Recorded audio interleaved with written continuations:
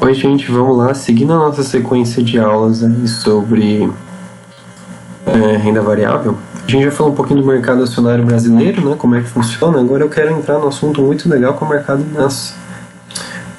mercado acionário internacional, né, que seria no caso o mercado americano, tá? O mercado americano ele anda muito acessível ao brasileiro desde os últimos 4, 5 anos mais ou menos, por uma série de corretoras que começaram a criar portais em português, começaram a facilitar o cadastro para brasileiros, etc.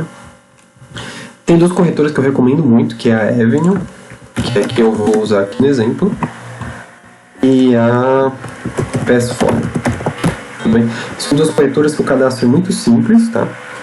E o funcionamento das corretoras americanas, elas são muito semelhantes às corretoras brasileiras, exceto pela questão da moeda, né? Então, como é que funciona? Você vai entrar lá, você vai fazer seu cadastro, vai pedir os documentos, vai ter uma checagem lá de um dia, mais ou menos, depois eles já vão aprovar seu cadastro. E daí, para enviar dinheiro para a corretora, geralmente, essas são empresas norte-americanas, mas que estão com correspondente bancário brasileiro. Você geralmente vai ter um Pix, onde você vai mandar para esse correspondente bancário. Esse correspondente bancário vai ser o responsável por fazer o câmbio, tudo bem? Então ele vai cobrar ali um spread bancário, que no caso da Avenue é um pouquinho salgado, o Pass4 é um pouco mais barato. E ali já vai fazer a conversão real-dólar. E automaticamente quando você faz a conversão, no dia seguinte o saldo já vai estar disponível aqui na sua conta em dólar. Você já pode comprar uma ação igual você faria no mercado brasileiro. Também tem home broker, que funciona exatamente do mesmo jeito. As ações têm códigos, é exatamente a mesma coisa. A única diferença que eu acho muito interessante aqui no caso do mercado acionário americano é a questão... Deixa eu lembrar como é que mexe aqui. Vamos buscar a Apple, por exemplo.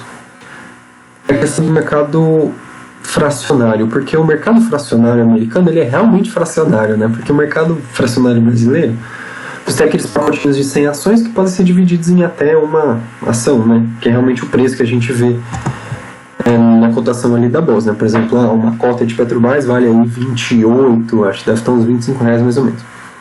Então o mercado fracionário mínimo que a gente pode ter é esse 28, que é a cotação ali da cota individual. Quando você vai comprar, você precisa colocar o F para você ter acesso às cotas de 0,99 e na opção normal você vai ter só acesso a 100, 200, 300, 400 assim por diante, múltiplos de 100. No caso do mercado fracionário americano, não, você pode comprar até aqui no caso 5 casas decimais. Isso é muito interessante porque, por exemplo, separei R$200, fiz lá a conversão do câmbio, vamos ver quanto que está o dólar hoje, só para a gente ter uma noção. O dólar hoje fechou em 5,14. O spread cambial, você vai pagar mais ou menos uns 5,30 nesse dólar. Então se você pagar R$200, você vai ter 37,73 reais de dólar. Eu posso vir aqui, deixa eu colocar aqui mercado valor e falar, quero 37,73 reais. Como esse mercado fracionário já vai fazer a divisão automaticamente aqui para mim, vai comprar exatamente os 37,37 reais. Não vai acontecer aquela coisa chata do mercado brasileiro, que é quando fica aquele saldo sobrando na corretora. Aquilo é muito chato, tudo bem? Então aqui a gente tem essa opção. Você pode colocar exatamente o valor que você quer comprar. O mercado quantidade aqui eu posso colocar também, quero comprar 0,5, por exemplo, metade de uma cota, também é uma opção. As outras opções aqui de tipo de ordem são muito parecidas, tá? A gente não vai falar do stop, mas o mercado da quantidade eu coloco quantidade fracionária aqui, até 5 casas decimais. O mercado valor eu coloco o valor realmente que eu quero comprar, tipo, quero comprar $5 dessa. Se da Apple eu posso comprar, tudo bem. O limitada, você vai estipular um valor, né? Por exemplo, quero comprar... Aqui é um pouquinho mais complexo, né? Porque você vai ter que ver o preço aqui, Por exemplo, tá 1,5690. Então, se você quiser comprar uma cota inteira, quiser pagar menos, eu vou ter que colocar, por exemplo, aqui e falar que eu quero comprar $155, por exemplo. Eu vou ter que esperar o mercado descer ou subir. Se você quiser comprar menos, daí você vai ter que fazer a divisão aqui, dividir isso aqui por 2 e ver qual que vai ser o preço aqui. É um pouquinho mais complicado de trabalhar, tudo bem? Mas também é possível. E são, acho que tem as outras opções aqui, limitada, válida, cancelar, stop, mas acho que não vale a pena a gente falar. As opções que eu acho que são mais comuns aqui pra gente são essas aqui mesmo. O único lado ruim mesmo que eu acho que é um pouco chato do mercado americano é só realmente o spread bancário, mas de resto é muito legal. Lembrando que nos Estados Unidos existe uma coisa muito interessante que é o seguinte: já há a tributação por dividendos, né, que agora está vindo para o Brasil aqui para empresas acima de 4,8 milhões, né, tudo que você tem ali de dividendo é tributado. Então nos Estados Unidos poucas ações assim realmente pagam dividendos, né, porque como tem a tributação, a maior parte das empresas, na verdade, opta por reinvestir os lucros ao invés de distribuir. Quando você recebe um dividendo, automaticamente já é tributado de você, já vai para o governo norte-americano. Porém, quando você vai passar isso para o imposto de renda brasileiro, você já pode falar, olha, já foi tributado lá fora, tudo bem? Então isso de certa forma é batido ali do que você precisa pagar. Lembrando que realmente o que você paga de ação é se você transacionar mais de 35 mil reais ano, tudo bem? Então assim, você é obrigado a declarar cada movimentação, mas você só paga acima desse valor, tudo bem? O legal dessas corretoras é que normalmente elas já dão um imposto de renda bem mastigadinho ali só para você colocar ali no seu imposto de renda depois. Aí tem os campos específicos, mas ele já explica bonitinho. Aqui no caso da Avenue tem até um manual falando o que você tem que preencher, tudo bonitinho, porque assim, muitas vezes o medo das pessoas de investir nesse tipo de mercado é como é que eu vou declarar para a Receita depois? Mas assim, é muito mais fácil até do que o mercado brasileiro, porque, por exemplo, as nossas corretoras gratuitas, né, por exemplo, a Clear, não te dá as coisas mastigadas. Você tem que sair calculando tudo, fazer planilha do quanto que você comprou, quanto que você vendeu, é um grande caos. Geralmente uma corretora ali que tem uma taxa de corretagem, alguma coisa assim, já vai ter um negócio um pouco mais mastigado, mas assim, é muito mais tranquilo você declarar um ativo da Avenue, por exemplo, porque já está todo prontinho, do que um ativo brasileiro. Tudo bem? Então, é um mercado bem tranquilo. De novo, é um mercado que é muito mais estável do que o brasileiro, então é um mercado que não vai estar tão sensível a falas de políticos ou de presidentes, né? É um mercado que ele é bem mais legal. E uma outra coisa interessante aqui que a gente precisa falar é que no mercado americano os fundos imobiliários são conhecidos como REITs, tudo bem? Eles não são FIs, são REITs. REIT se escreve assim, REIT, tudo bem?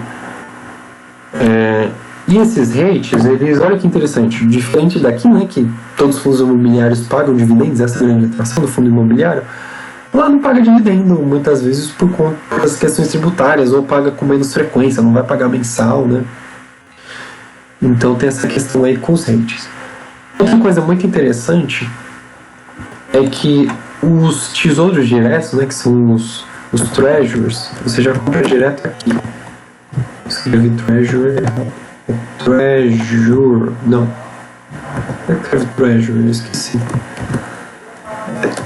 É treasure, isso.